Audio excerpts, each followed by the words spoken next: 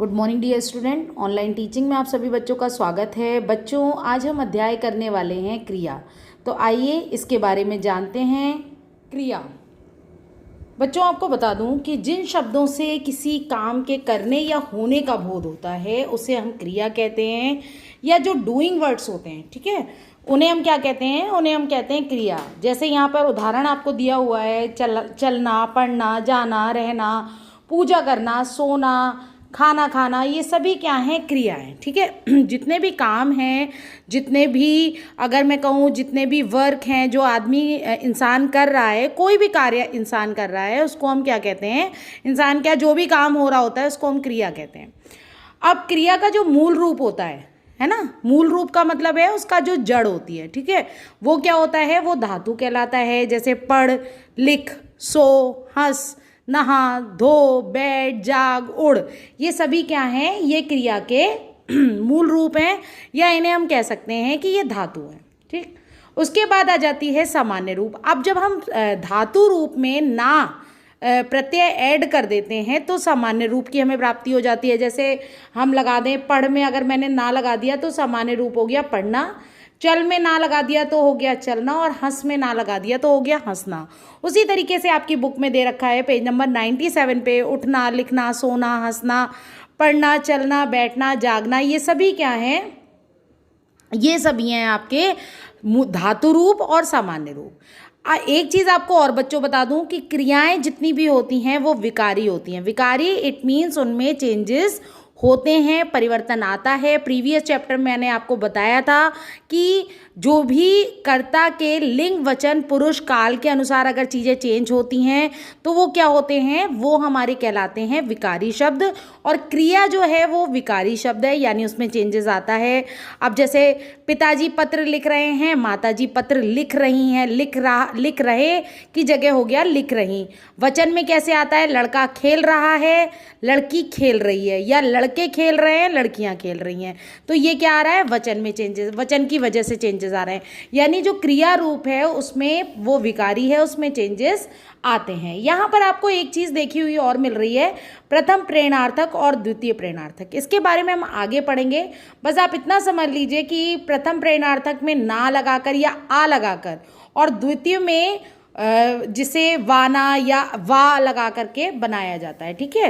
तो प्रेरणार्थक एक तरीके से क्रिया का ही एक रूप है जिसमें प्रेरणा दी जाती है, यानी काम को खुद ना करके दूसरे के द्वारा जब काम कराया जाता है तो वो क्या कहलाता है? वो कहलाता है प्रेरणार्थक क्रिया। और प्रेरणार्थक में भी जिसे मुझे कहना चाहिए कि दो उसके उपभेद होते हैं या दो प्रकार होते हैं, प्रथम प्रेरणार्थक और द्वितीय प्रेरणार्थक। ठीक है, ये चीज़ें ये हो गई।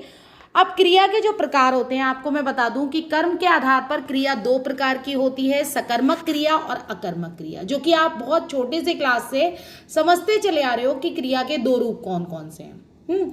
उसके बाद रचना के आधार पर अगर मैं बात करूं तो आपके चैप्टर में आपको संरचना के आधार पे यहाँ पर जो दिखाए जाएंगे वो 5 भेद दिखाए जाएंगे, बट वैसे 6 होते हैं। बट आपकी बुक में जो बात की जा रही है वो 5 भेदों की जा रही है। कौन कौन से हैं? पहला है, उसको जानने से पहले हम समझ लेते हैं कि सकर्मक क्रिया और अकर्मक क्रिया क्या होती है। सकर्मक क्रिया जब किसी, कहना चाहिए कि जब किसी काम, कर्ता के काम का प्रभाव किसी अन्य पर या कर्म पर पड़े तो कर्ता द्वारा किया गया काम सकर्मक कहलाता है। ठीक है। यानी अगर हम कम से कम शब्दों में समझने की कोशिश करें तो सकर्मक क्रियाओं के कार्य का फल कर्ता को छोड़कर कर्म पर पड़ता है। ठीक। जैसे उदाहरण आपको दिया जा रहा है कि मैं वीडियो बना रहा हूँ, गीता पढ़ रही है ना। तो यहाँ पर आपसे क्वेश्चन जब पूछा जाएगा कि वह क्या पढ़ रही है, या गीता क्या पढ़ रही है, या मैं क्या कर रही हूँ, तो वीडियो बना रही हूँ। ठीक। तो कर्म पर, कर्ता पर प्रभाव पड़ रहा है, यानी कर्म जो है वो यहाँ पर आता है। यानी अगर मैं आपको यहाँ पर बताने की कोशिश करूँ तो मैं जो है वो कर्ता है, वीडियो जो है वो कर्म है, बना रहा हूँ क्रिया है ना। सकर्मक क्रिया के दो भेद होते हैं, दो प्रकार होते हैं, एक कर्मक और द्विकर्मक। एक कर्मक, जब जो कर्म होता है वो एक होता है, जैसे वह सेब खा रहा है। ठीक। तो यहाँ पर क्या हो रहा है? सेब एक कर्म है और खा रहा एक कर्मक क्रिया हो गई। अगर मैं कहूँगी कि एक कर्म, सकर्मक क्रिया में दो कर्म प्रयुक्त होते हैं तो वो द्विकर्मक कहलाती हैं। कैसे? मैंने सीता को पुस्तक दी, दी क्रिया आपकी वैसी ही रहेगी। मैंने सीता को क्या दी, पुस्तक, यानी कर्म दो आ रहे हैं। जब कर्म दो आते हैं तो वो क्या हो जाते हैं, वो हो जाती है जिसे मुझे कहना चाहिए द्विकर्मक क्रिया। ठीक है, जैसे अब अगर यहाँ पर आपको मैं जो इसमें मैंने उदाहरण लिया है वीडियो में, इसमें आपको दिखाई दे रहा है मैंने हिंदी पढ़ाई या पढ़ाया, तो मैंने क्या पढ़ाया, पढ़ाया जो है वो क्रिया है, मैंने करता है, बट बीच में जो हिंदी आ रहा है वो कर्म है, बट एक कर्म है।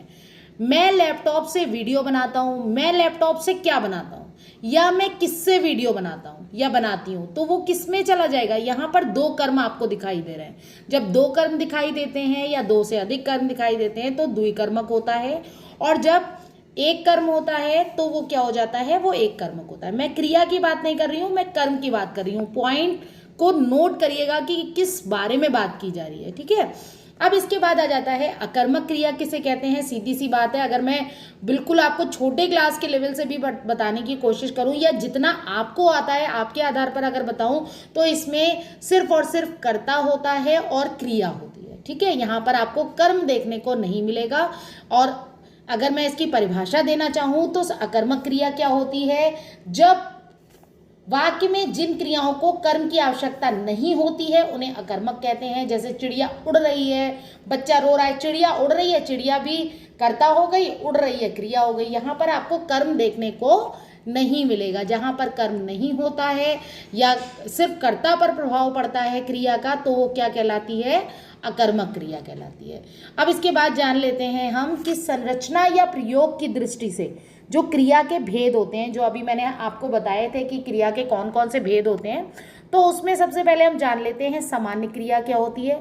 जब एक ही क्रिया हो रही हो, क्रिया मतलब जब एक ही काम हो रहा हो, मैंने आज क्रिया पढ़ाया, मैंने खाना खाया, यानी सिंपल सेंटेंसेस जो होते हैं, है ना, सिंपल में एक इसमें एक कर्ता होता है, एक क्रिया होती है, उसको हम क्या कहते हैं, सामान्य क्रिया कहते हैं। मोहन गया, रवि उठा, इला भागी, मोहन पढ़ता है, ये सब क्या हो गई, सामान्य क्रिया हो गई। संयुक्त क्रिया में क्या होता है, जब आपको दो धातु रूप या योग से बनी क्रिया संयुक्त क्रिया कहलाती है। जैसे मैं खाना खा चुका हूँ, यहाँ पर खा भी आ रहा है और चुका भी आ रहा है।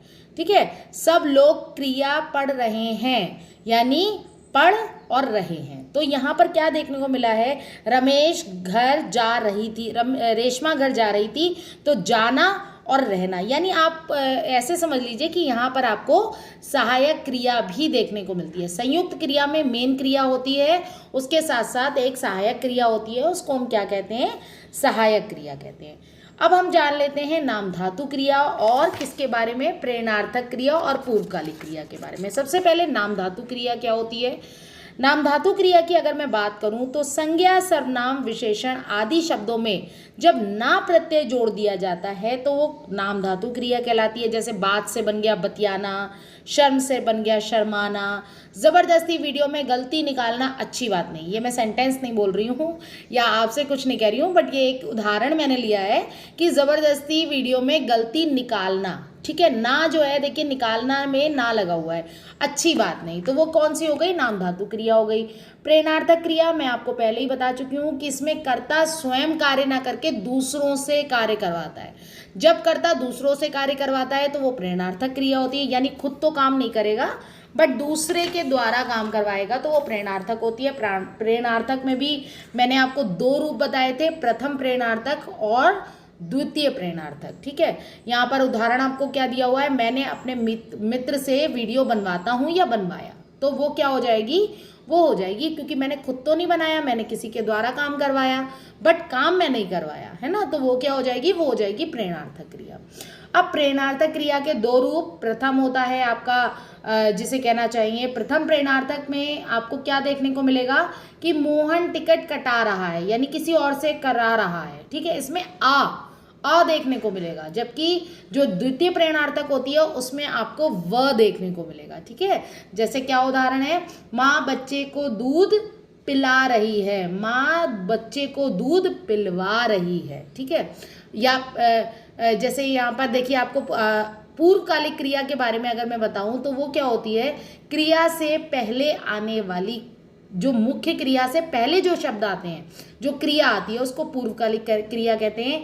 जैसे मैं हिंदी के वीडियो बनाकर सो गया, यानी वीडियो बनाया, उसके बाद सो गया। सो गया आपकी जो है वो मुख्य क्रिया हो गई, और उससे पहले मैंने क्या करा, वीडियो बनाने का काम करा। जैसे अब यहाँ पर आपको मैं बता दूं, वह सोकर उठी है, यानी उठने का काम उसने करा, बट उससे पहले वो क्या कर रही थी, सो रही थी। मैं नहाकर पढ़ूंगा, मैं पढ़ूंगा मगर क्या करके, नहाकर।